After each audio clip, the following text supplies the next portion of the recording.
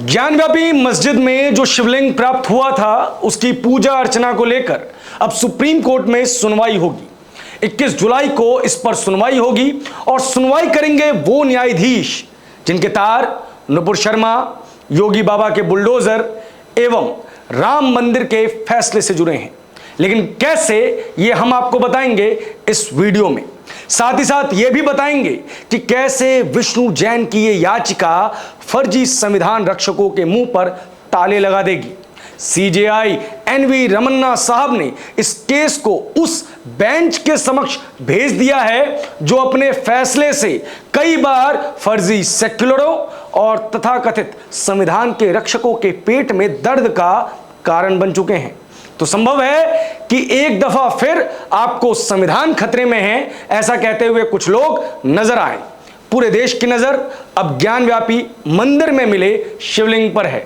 माफ कीजिएगा, मैं माफी नहीं मांगूंगा, क्योंकि अगर शिवलिंग है तो ज्ञानव्यापी मस्जिद नहीं, ज्ञानव्यापी मंदिर है। और साथ ही साथ इस पर आने वाले फैसले पर भी। नमस्कार, मैं प्रभात रंजन मिश्रा, आप देख रहे हैं द मनमौजी। सुप्रीम कोर्ट उस याचिका को सूचीबद्ध करने पर सहमत हो गया है जिसमें उसके सर्वेक्षण के दौरान ज्ञानव्यापी मस्जिद के परिसर में पाए जाने वाले शिवलिंग की पूजा की अनुमति देने की मांग की गई थी।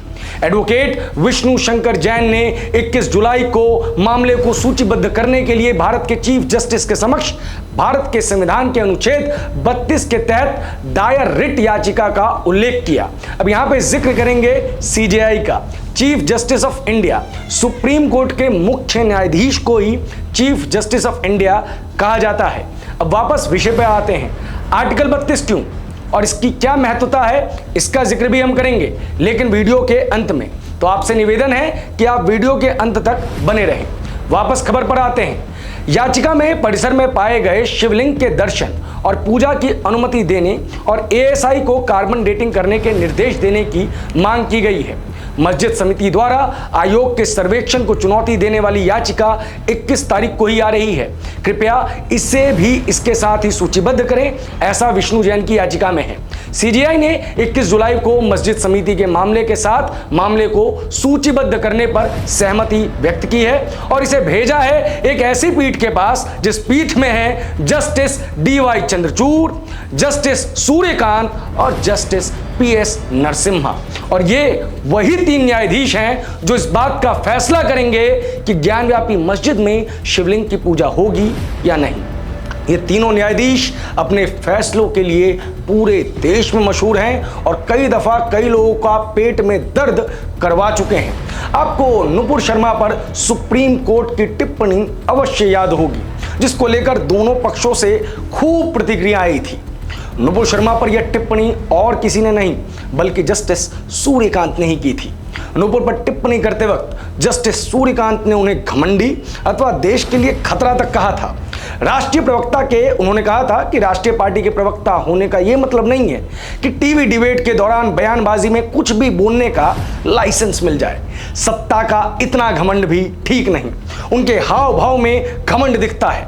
वो नीचे की अदालत जाने के बजाय सीधे सुप्रीम कोर्ट आती हैं। लेकिन जस्टिस सूर्यकांत के लिए आप कोई छवि बनाए, इससे पहले ये जान लें कि सुप्रीम कोर्ट में न्यायाधीश बनने से पहले वे हिमाचल हाई कोर्ट के मुख्य न्यायाधीश थे और इससे पहले पंजाब और हरियाणा कोर्ट के अंदर उनका ट्रैक रिकॉर्ड शानदार रहा है। उन्होंने 14 साल के अपने करियर में 50,000 से ज्यादा केसों का निपटारा किया है। साथ ही साथ जब राम रहीम की सजा को लेकर ट्रायल कोर्ट में फैसला आना था तो जो फुल बेंच बनाई गई थी उसमें जस्टिस सूर्यकांत भी शामिल थे। इस दौरान जस्टिस सूर्यकांत ने ही कड़े आदेश पारित किए, जिसके चलते पंचकुला सहित हरियाणा, पंजाब और चंडीगढ़ जलने से बच गए। जस्टिस सूर्यकांत ने समाज के हित में कई फैसले लिए हैं जिनके चलते वे लोकप्रिय जजों में शामिल हैं। भूमि अधिग्रहण को लेकर जस्टिस सूर्यकांत के फैसलों से बड़ी संख्या में किसान लाभान्वित हुए थे। यहाँ पे आप 2 चीजों को याद रखिएगा, भूमि अधिग्रहण और साथ ही साथ राम रहीम, क्योंकि इसका जिक्र भी हम वीडियो के अंत में एक दफा जरूर करेंगे। आपको बता दें कि नवंबर 2025 से फरवरी 2027 तक जस्टिस सूर्यकांत सुप्रीम कोर्ट के मुख्य न्यायाधीश भी बनेंगे, यानी कि भारत के मुख्य न्यायाधीश के रूप में वो अपना कार्यकाल संभालेंगे। अब बात करते हैं दूसरे न्यायाधीश की। आपको याद होगा कि जब योगी बाबा का बुलडोजर उत्तर प्रदेश में दंगाइयों के घर पर चला तो कुछ दंगाइयों के हमदर्द सुप्रीम कोर्ट पहुंचे। तब सुप्रीम कोर्ट ने बुलडोजर पर रोक लगाने से मना किया था। यह फैसला और किसी ने नहीं, जस्टिस पीएस नरसिम्हा साहब की पीठ ने ही दिया था। सुप्रीम कोर्ट ने तब मुस्लिम संस्था जमीयत उलेमाए हिंद की ओर से बुलडोजर की कार्रवाई पर रोक लगाने की मांग को खारिज कर दिया था। साथ ही कोर्ट ने अपने फैसले में यह भी कहा था कि बुलडोजर की कार्रवाई पर कोई रोक नहीं लगाई जाएगी। जस्टिस पीएस नरसिम्हा सीधे बार से सुप्रीम कोर्ट के जज बने थे, यानी कि सीधे वकालत कर रहे थे और सीधे सुप्रीम कोर्ट के जज बने थे और भविष्य में सुप्रीम कोर्ट के चीफ जस्टिस भी बनेंगे। 2027 में 36 दिनों के लिए जस्टिस नागरत्ना सुप्रीम कोर्ट की प्रथम महिला मुख्य न्यायाधीश होंगी और उसके बाद जस्टिस पीएस नरसिम्हा देश के मुख्य न्यायाधीश हो सकते हैं। आपको बता दें कि वकालत के दौरान वह अयोध्या मामले में भी हिंदू पक्ष की ओर से केस लड़ चुके हैं और बीसीसीआई में हुए रिफॉर्म्स के लिए भी उन्हें क्रेडिट दिया जाता है। चाहे राम मंदिर का फैसला हो या अर्नब गोस्वामी के केस में उद्धव ठाकरे सरकार को फटकार लगानी हो, ये फैसले लोगों की जहन से नहीं निकलते और इन फैसलों को लेने वाला और कोई नहीं, जस्टिस डीवाई चंद्रचूड़ ही हैं। मौजूदा समय के सबसे यंग चीफ जस्टिस चंद्रचूड़ अपने फैसलों को लेकर अक्सर सुर्खियों में रहते हैं। ये अलग बात है कि उनके कई फैसले यूपी सरकार के लिए झटके साबित हुए हैं। इससे पहले आप अपने मन में उनके लिए कोई छवि बनाए, मैं आपको बता दूं, ये फैसले उन्होंने तब लिए थे जब उत्तर प्रदेश में अखिलेश यादव की सरकार थी और उन्होंने लगातार अखिलेश यादव की सरकार को परेशान करने का काम किया था, क्योंकि अखिलेश यादव की सरकार कुछ असंवैधानिक फैसले लेती रहती थी।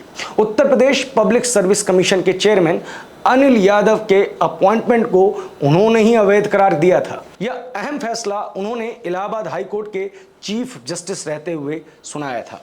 जस्टिस डीवाई चंद्रचूड़ राम मंदिर पर फैसला देने वाली बेंच में भी शामिल थे। जस्टिस डीवाई चंद्रचूड़ ने अखिलेश यादव की सरकार को ही नहीं, उद्धव ठाकरे की सरकार को भी तगड़ा झटका दिया था। अगर राज्य सरकारें, उन्होंने कहा था कि अगर राज्य सरकारें व्यक्तियों को टारगेट करती हैं तो उन्हें पता होना चाहिए कि नागरिकों की स्वतंत्रता की रक्षा के लिए शीर्ष अदालत है। हमारा लोकतंत्र असाधारण रूप से लचीला है। महाराष्ट्र सरकार को इन सब यानी कि अर्नब के टीवी पर ताने को नजरअंदाज करना चाहिए। हम सब ने देखा था कि किस तरीके से अर्नब गोस्वामी महाराष्ट्र की सरकार को क्रिटिसाइज करते थे और इसका बदला लेने के लिए किस तरीके से अर्नब गोस्वामी के खिलाफ एक पूरे तंत्र का इस्तेमाल किया गया था।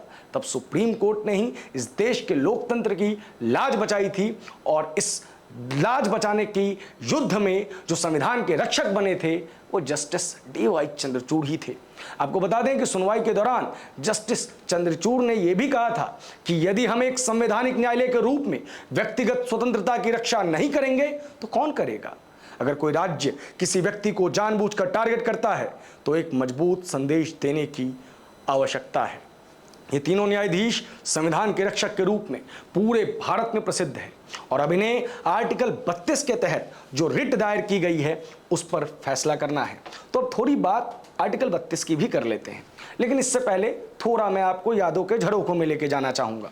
आपको याद होगा कि जब ज्ञानव्यापी मस्जिद के अंदर सर्वे के आदेश हुए तब असदुद्दीन ओवैसी और कई मुस्लिम नेताओं ने क्या कहा था कि निचली अदालत को सर्वे करवाने के आदेश देने का कोई हक नहीं है। क्यों? क्योंकि संसद द्वारा 1991 में place of religious worship act पारित हुआ था और इसका जिक्र कर करके सर्वे ना हो इस चीज की बात की जा रही थी। इसी एक्ट को ढाल बनाया गया था। मुस्लिम पक्ष इसी को ढाल बनाकर केस को रद्द करने की मांग भी कर रहा है। लेकिन अब इस मामले में आर्टिकल 32 और सुप्रीम कोर्ट के 3 बेहतरीन न्यायाधीशों का आगमन किस तरीके से खेल को पलट सकता है इसकी बात करेंगे। तो बात शुरू करते हैं आर्टिकल 32 से। अनुच्छेद 32 संवैधानिक उपचारों का अधिकार है, यानी कि संविधान में अगर कोई गड़बड़ी है तो उसका उपचार इसी अनुच्छेद से होगा। और अनुच्छेद 32 एक मौलिक अधिकार है। इसको भी याद रखिएगा, जो भारत के प्रत्येक नागरिक को संविधान द्वारा मान्यता प्राप्त अन्य मौलिक अधिकारों को लागू कराने के लिए सर्वोच्च न्यायालय के समक्ष याचिका दायर करने का अधिकार देता है।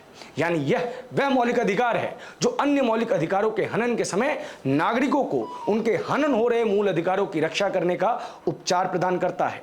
और इसी अनुच्छेद की शक्तियों के अंतर्गत सर्वोच्च न्यायालय अपने नागरिकों के मौलिक अधिकार सुरक्षित और संरक्षित रखता है। डॉक्टर बाबा साहब भीमराव अंबेडकर ने कहा था कि अनुच्छेद 32 को संविधान का सबसे महत्वपूर्ण अंग माना जाना चाहिए। इसके बिना संविधान अर्थहीन है और यह संविधान की आत्मा और हृदय है। तो अब सवाल उठता है कि अगर बात 1991 के एक्ट की करनी है तो आर्टिकल 32 की क्यों नहीं, जिसे बाबा साहब के अनुसार ही संविधान की आत्मा कहा गया है। संविधान का पैच, सावन का पवित्र महीना चल रहा है, बाबा भोलेनाथ पर फैसला आना है।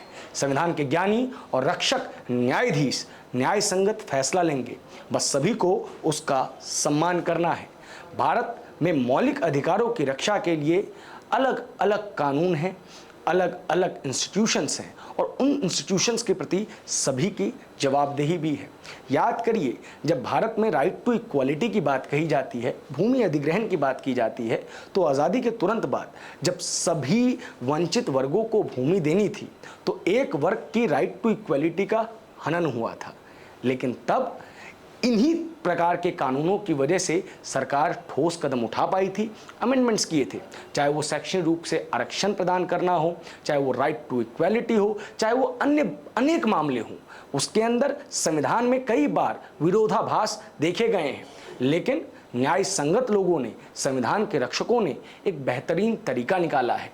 अब ज्ञानव्यापी मस्जिद के अंदर अगर शिवलिंग की प्राप्ति हुई है तो हिंदुओं का ये मौलिक अधिकार है कि वो वहाँ जाके पूजा अर्चना करेंगे, और ऐसा करने से उन्हें इस देश का संविधान नहीं रोकता और ये मुल्क सिर्फ और सिर्फ संविधान से ही चलेगा। फिलहाल इस खबर में इतना ही। इस खबर पर आपकी क्या प्रतिक्रिया है कमेंट बॉक्स में ज़रूर बताएं। ये वीडियो आपको कैसी लगी ये भी हमें ज़रूर बताएं। अगर आपके कुछ सुझाव हैं, राय हैं या मैंने कोई गलती की है तो भी कमेंट बॉक्स में अपनी नाराज़गी व्यक्त कर दें। धन्यवाद।